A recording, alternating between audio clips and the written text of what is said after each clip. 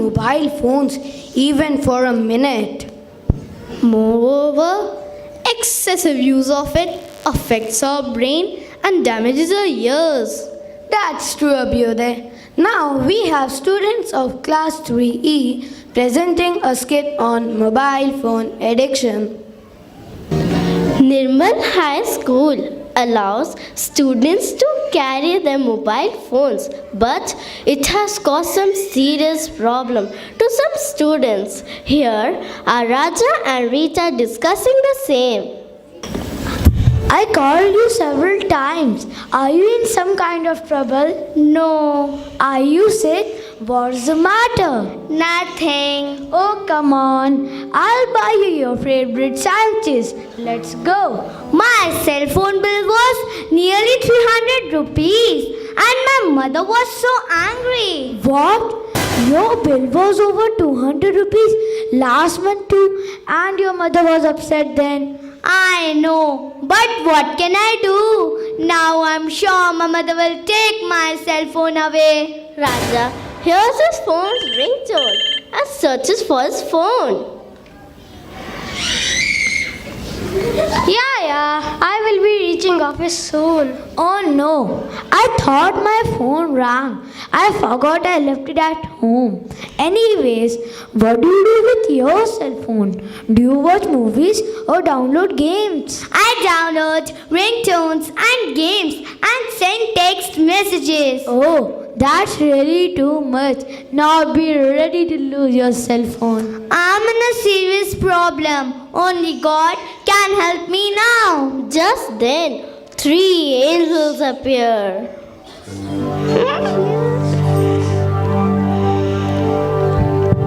You both are addicted to the cell phones. No, I'm not, though Rita is.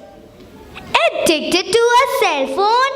No ways. Oh yes, I think you have a serious addiction problem. Let's see if you are addicted to your cell phones or not. You will have to answer my questions. Do you feel uncomfortable when you are not holding your cell phone? Yes. Do you often mistake others' ringtone for yours?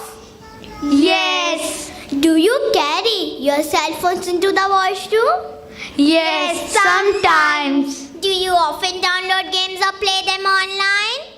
Yes, we do. The angel hands over a red card to each of them. This shows your addiction to your children. It's time to take a break from it. You are right. How can you help cure my cell phone addiction? Minimize your time on the phone and talk to your friends and family. You can read a book. It will also enhance your vocabulary. Play indoor and outdoor games. These measures will prevent cell phone addiction. Children and young people are so addicted to the cell phone that it feels like they have lost a limb when they are without them. Skit presented by Class 3E was just apt. Thank you, friends, for making us realize that we really need to give away to this addiction to let it be only a boon and not turn out to be a curse. After silence, that which comes nearest expressing the inexpressible is music. Sit back and relax the soothing notes of the song and welcome the budding singers of our class.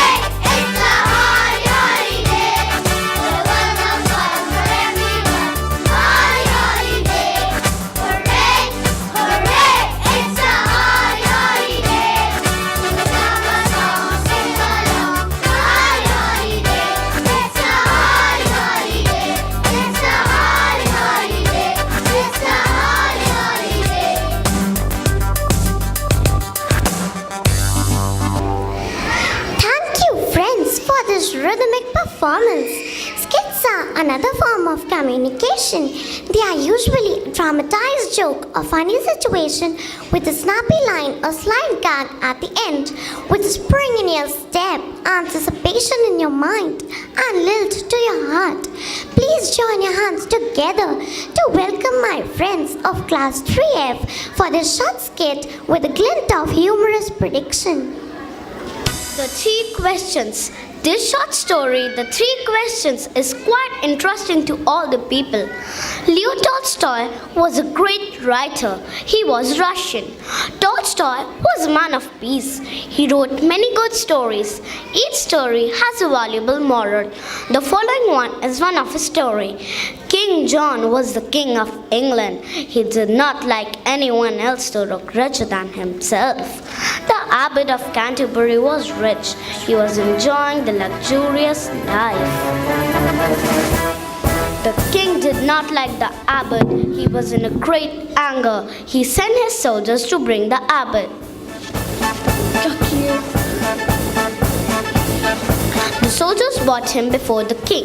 The king asked, "Who is greater, the king or an abbot? Then how bold of you to enjoy much better than the king. You are plotting to become the king of England. It is a crime, therefore you must die." The abbot was greatly frightened. He said very humbly, "Your Majesty, I have never used others' money for my use. Is it a crime to spend my own money for my needs?"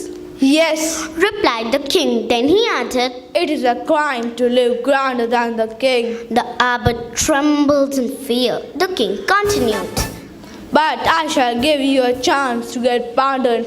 Answer my 3 questions correctly to my satisfaction."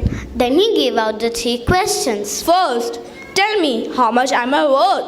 Second, how long will it take for me to go around the world? Third, what am I thinking now? The abbot listened carefully. His confusion and fear increased rapidly. He could not speak. Finally, he begged for the time to answer. He was granted 3 weeks. The abbot left the palace in a dejected mood. He went to Oxford University and Cambridge University. He met great professors and learned men. He asked them for the answers to these 3 questions. "Sir, I'm in a great trouble. Can you help me?" What happened, dear sir? You look troubled. "Dear sir, it will be an honor for me to help you." The abbot narrated the entire incident to them. They were not able to find the suitable answers. Alas, my wisdom looks worthless to me now. I feel so helpless. "I apologize for the inconvenience, sir, but I won't be able to help you in any way." The abbot was returning home safely. On the way, he met a shepherd boy. The shepherd asked the abbot, "Why are you looking so sad, my master?" My dear shepherd, the king has set 3 questions for me. I have to find answer to his satisfaction, or else die for plotting against the king. The questions are difficult, and I have only 3 more days left," replied the abbot. The shepherd said, "My lord, let me go in your place. I shall meet the king. I shall answer his 3 questions to his satisfaction." Then he added, "People say I look very much like you. Therefore, permit me to wear your dress. The king will not be able to find out." The abbot agreed. Immediately, the shepherd put on the abbot's dress. Now he looked exactly like the abbot. Then he went to meet the king. Can you predict the answers that the shepherd must have given? First, tell me how much am I worth? According to me, the shepherd must have said that the king must be the richest man of England, as he is the king. His worth cannot be calculated. I don't agree with you.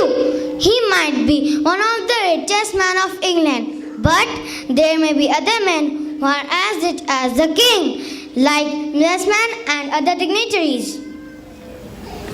I think he must be worth $100 million, loaded with lots of gold, jewels and riches. Second, how long will it take for me to go around the world? I think the shepherd must have said 80 days. He might have read the book Around the World in 80 Days, written by Jules Verne. I think it will take 3 years for the king to go on the world. I will Last be week, reaching only office I read soon. in my Oh, social no. studies class that Ferdinand Magellan, an explorer who proved that Earth is round, took 3 years to go around the world. Oh no, my friend, this is the jet age. I think it will take few hours. He is a king, and I am sure he must be having a private jet. Third, what am I thinking now? I think that the shepherd who was disguised as the abbot must have said that the king was thinking about how intelligent and witty the shepherd was. The king must be fuming with anger and must be planning how to punish the shepherd for all his answers were wrong.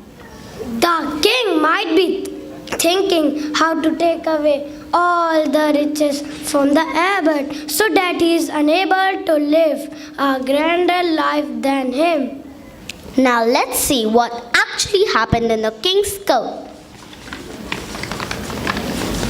The king had not expected the abbot so soon. He was not able to find the difference. He said, I am happy, abbot.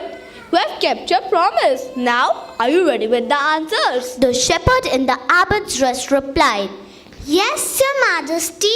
I shall try to answer to the best of my ability. The king asked, How much am I worth? I am the king of England.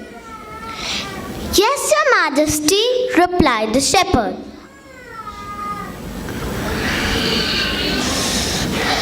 According to the Bible, Jesus, the King of heaven and earth, was sold for 30 pence. Your worth must be 1 penny less. It should be 29 pence. The king had a sense of humor. He started laughing. After some time, he gave out the second question. How soon can I ride around the world? The shepherd said, Your Majesty, you must rise with the sun, ride with it the whole night. In this way, you will be able to go around the world in 24 hours. Again, the king had a merry laugh. Then he looked seriously at the shepherd. Tell me quickly, what am I thinking now? Sire, you are thinking, I am the abbot, but I am not the abbot. I am only his poor shepherd.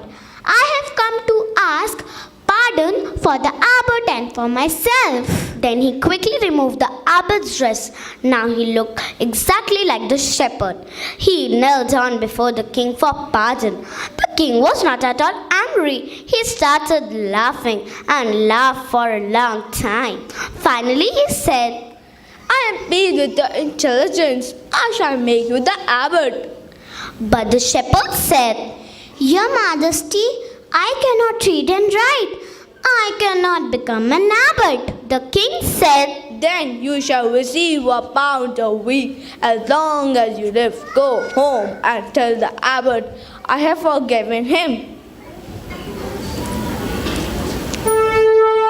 An ounce of the good performance is worth pounds of promises.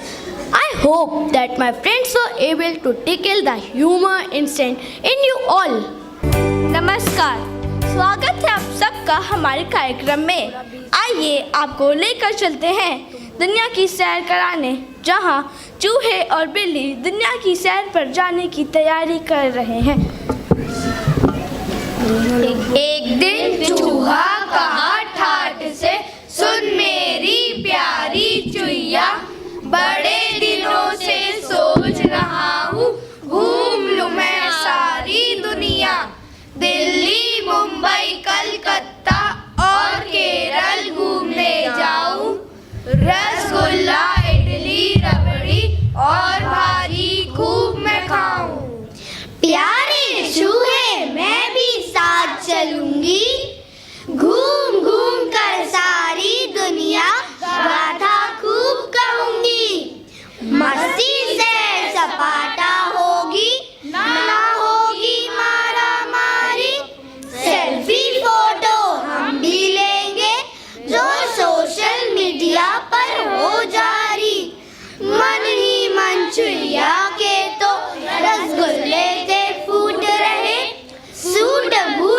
Lehenga चुनरी और साथ में suit रहे। इतने में फिर चूहा बोला, सुन भगे पीछे को, दूर रह गई दिल्ली। क्यों भाई चूहे हो गए क्यों तेरी आंखें गीली?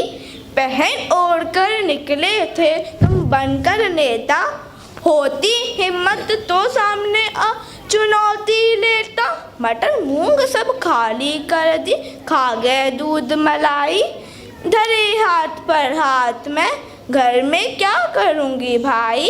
क्या करूँगी भाई घर में बैठ अकेली? ले चल अपने साथ दिखा दे मुझको दिल्ली। म्याऊं म्याऊं साथ दिखा दे दिल्ली, अकड़ के बोली बिल्ली। सुन ऐसी बात चूहे की हो गई पगड़ी ढीली।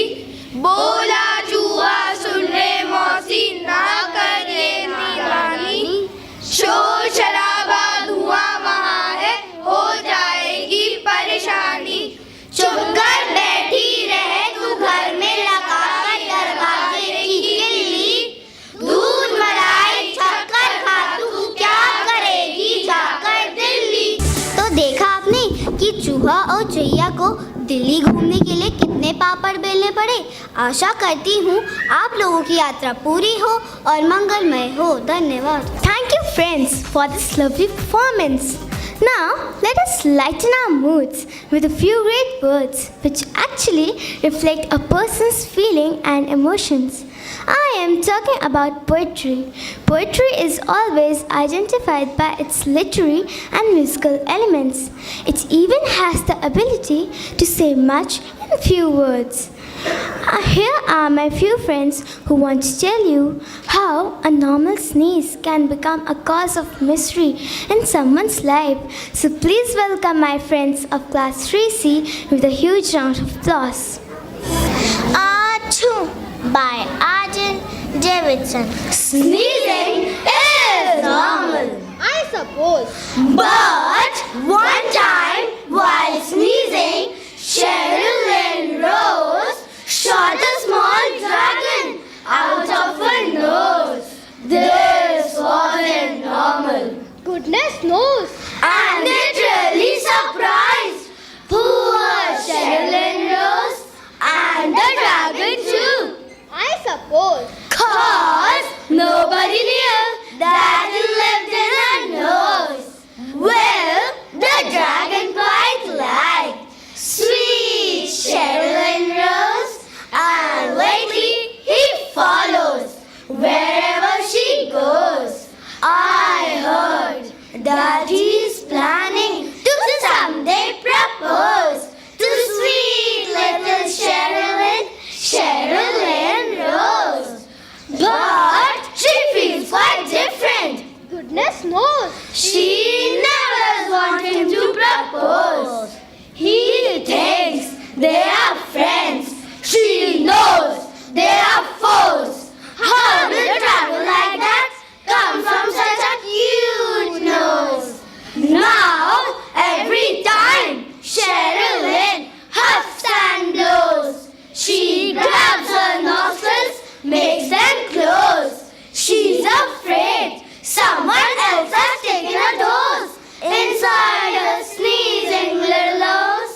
Poor little Sherilyn Rose. So many troubles, so many woes. She's stuck with the dragon she never chose. All 'cause she sneezed him out of her nose. He'll always be with her, I suppose. There it goes.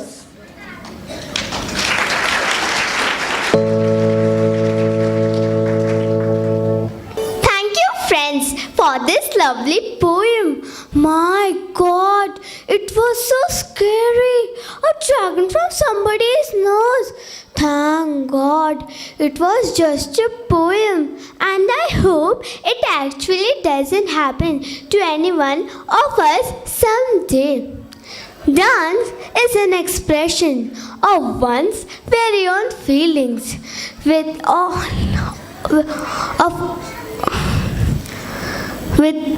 beautiful rhythmic movements synchronized with foot tapping notes. Please put your hands together for my friends for this lovely poem.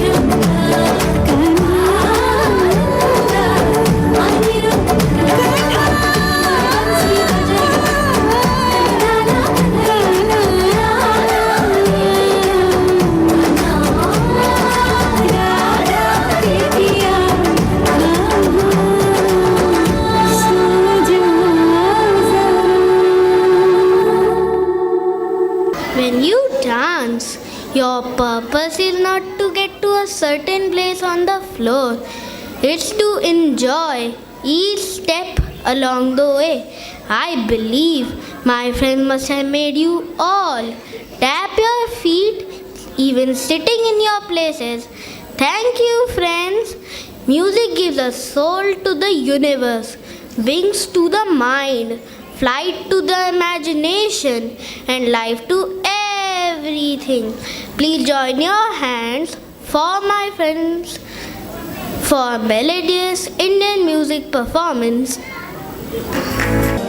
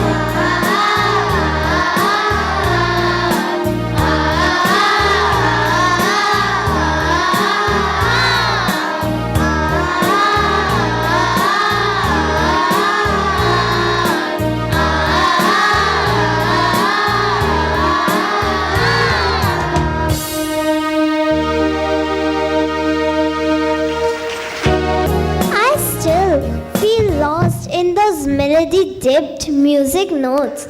It was a perfect blend of cosmic tunes and divine music.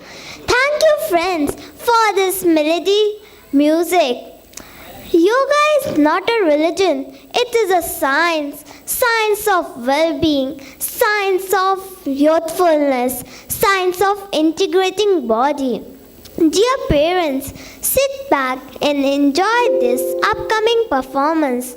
I'm sure you'll be awestruck while watching this blooming juniors yogis of Jaipuria.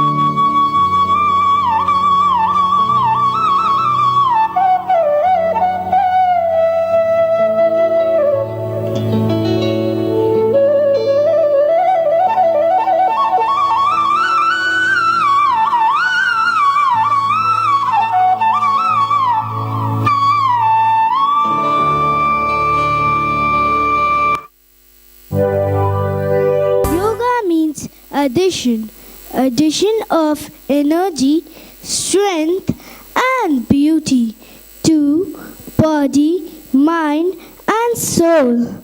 Thank you, my dear friends, for this performance. I will be reaching Find office shelter soon. during the Oh rain. no.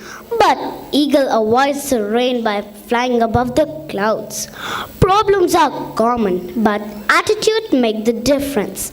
Said by the great APJ Abdul Kalam. Thanks to all the luminaries on the stage and off the stage once again, and also to the parents, guardians, guests, and the tons of untiring efforts of endless number of students and teachers. To culminate this event, I would like to call our class coordinator, Parul Karna ma'am, on the stage for few words of appreciation. Good afternoon, dear parents, principal ma'am, academic head Asha Chadha ma'am, dear teachers and my dear children.